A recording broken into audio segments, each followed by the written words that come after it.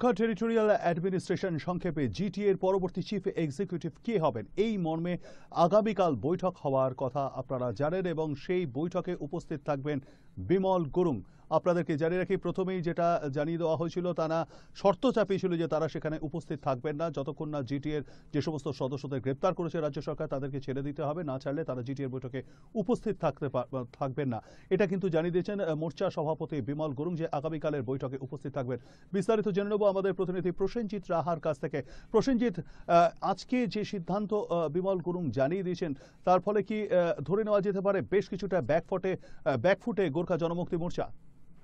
একদমই তাই। একদিকে কালিম্পংয়ে যে মুখ্যমন্ত্রী মমতা বন্দ্যোপাধ্যায় যে কড়া বার্তা আজও গোর্খা জনমুক্তি মোর্চাকে বিশেষ করে বিমল গুরুংকে দিয়েছেন, আর অপরদিকে দিল্লিতে হরকা বাহাদুর ছিদ্রি রোশনগিরিরা স্বরাষ্ট্রমন্ত্রীর সাথে কথা বলেছেন সিন্ধুর সাথে, এবং দিল্লির থেকে যে মোর্চার উপর একটা চাপও এসেছে পাহাড়ের আন্দোলন তুলে নিয়ে বৈঠকে বসার ফলে গোর্খা জনমুক্তি মোর্চার সুপ্রিমো বিমল গুরুং বাধ্য হচ্ছেন তার প্রতিনিধি দলকে আগামীকাল জিটিএর বৈঠকে পাঠানোর জন্য।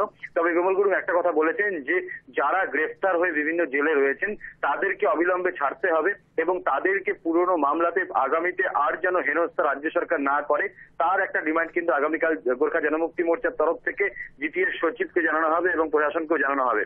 অর্থাৎ যে বিষয়টা একদম একটা অনিশ্চিত ছিল যে আগামীকালের বিমল গুরুংরা বৈঠক পুরোপুরি বেঁচে দিচ্ছেন বা বৈঠকে যাচ্ছেন না জিটিএর বৈঠকে, সেই জায়গায় একটা পরিষ্কার চিত্র উঠে এলো যে একদিকে পাহাড়ে কালিম্পংয়ে গিয়ে মুখ্যমন্ত্রী মমতা বন্দ্যোপাধ্যায়ের যে বার্তা বিমল গুরুংদের যে পাহাড়ের বন তুলে নেওয়া এবং আন্দোলন থেকে সরে এসে উন্নয়নের পথে হাঁটার যে বার্তা দিয়েছেন মুখ্যমন্ত্রী, সেটাতে বিমল গুরুংরা সায় দিলেন। পাশাপাশি দিল্লিতে গিয়ে কেন্দ্র সরকারের কাছে একটা চাপ যেহেতু মোর্চা পেয়েছে, আজকে হরকা বাহাদুর ছিদ্রি রোশনগিরিরা যেটা জানিয়েছেন যে তাদেরকে আন্দোলন প্রত্যাহার করতে বলা হয়েছে, ফলে সেই দিকে তাকিয়ে রাজ্য এবং কেন্দ্রের উভয় চাপে অবশেষে আগামীকাল জিটিএর বৈঠকে গোর্খা জনমুক্তি মোর্চা যাচ্ছে বলে বিমল গুরুং কিন্তু এই সিদ্ধান্ত নিয়েছেন।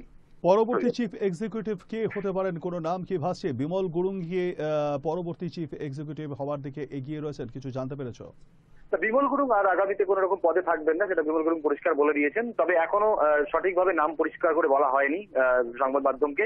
তবে পরিষ্কার যেটা বলা হয়েছে, আগামীকাল প্রধান নির্বাচনের থেকে সবচেয়ে বড় বিষয় নিয়ে যেটা নিয়ে আলোচনা আছে জিটিএর বৈঠকে, তাহলে জিটিএর যে সমস্ত সদস্যরা বিভিন্ন মামলায় গ্রেফতার হয়েছেন এবং যারা জেলে রয়েছেন তাদেরকে নিঃশর্তে মুক্তি দিতে হবে এবং আগামীতে তাদেরকে আর কোনোভাবে হেনস্থা যাতে রাজ্য সরকার না করেন এই বিষয়ে প্রথমে আলোচনার পর প্রধান কে হবেন তা নিয়ে আলোচনা হবে। অর্থাৎ মূলত জিটিএর বৈঠকে মোর্চা যোগ দিচ্ছে, এটাই কিন্তু এখন সবচেয়ে বড় খবর।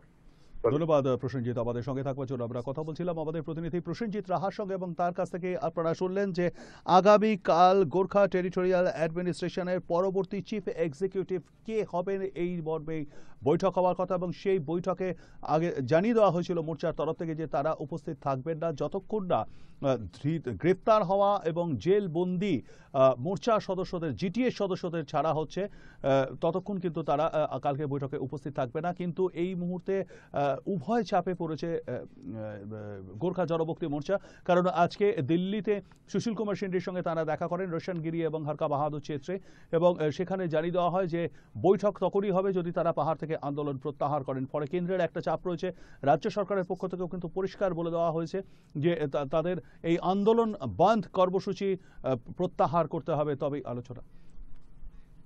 কালকের এই বৈঠকে উপস্থিত থাকবেন বিমল গুরুং।